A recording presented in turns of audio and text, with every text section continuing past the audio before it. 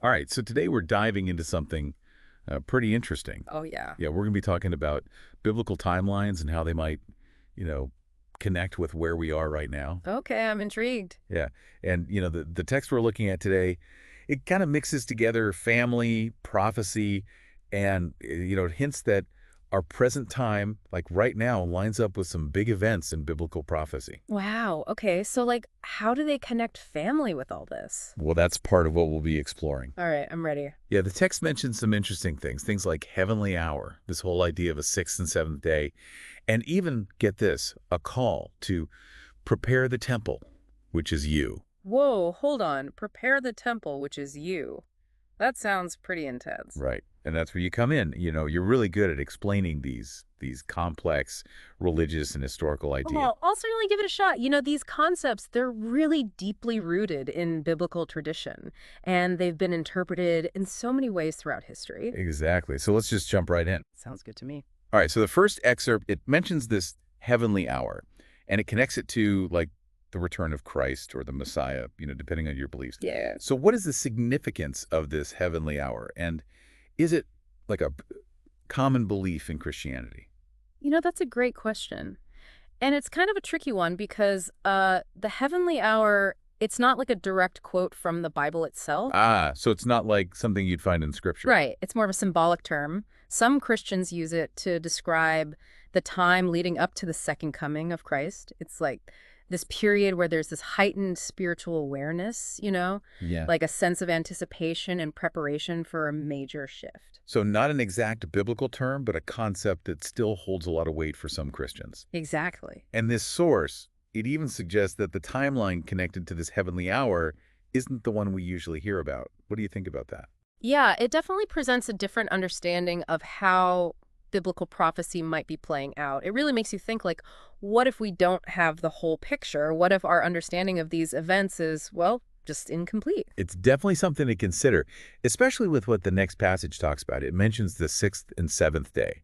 And it even says that we're at the end of the sixth day, with the seventh day about to begin. And Yeah. they're saying the seventh day is like the millennial reign of Christ. Right, the messianic age. Yeah, exactly. Yeah. So how does this whole concept of the sixth and seventh day fit into all of this? Well, those numbers, 6 and 7, they hold a lot of symbolic meaning in Christian theology. I mean, think about the creation story in Oh, Genesis. yeah, 6 days of creation. Exactly. God creates the world in 6 days and then rests on the seventh. So the seventh day represents completion, perfection, divine rest. And it's really fascinating that this source is placing us right on the edge of that transition, like mirroring the creation narrative. That's a powerful connection. Yeah. But the seventh day also has a specific meaning for a lot of Christians, doesn't it? Absolutely. For many Christians, the seventh day symbolizes the messianic age, a time of peace and righteousness on earth. Like we were saying, the millennial reign of Christ. And this source seems to be suggesting that we're living in the final moments of the sixth day, right before that messianic age begins. It really gives you a new way to look at what's happening in the world today, doesn't it? It really does. And, there's one more phrase that really jumped out at me. It says, and I'm going to quote it here, prepare the temple, which is you. That is a strong statement. What do you think it means when it says prepare the temple, and how does it relate to everything we've been talking about? You're right. That is a powerful statement. And I think this is where the personal and spiritual aspects that we talked about earlier really come into play. The temple here isn't a literal building, it's a metaphor for our inner selves. It's about recognizing the sacredness within each of us and creating a space for the divine to reside. And this preparation, well, it could be especially important if we are truly living in these pivotal times. Also, it's not about a physical building, but about preparing ourselves internally. What would that look like, in a practical sense? How do you prepare the temple? There are lots of ways to think about it. It could involve spiritual practices, things like prayer and meditation, or maybe it's about cultivating certain virtues like compassion and forgiveness.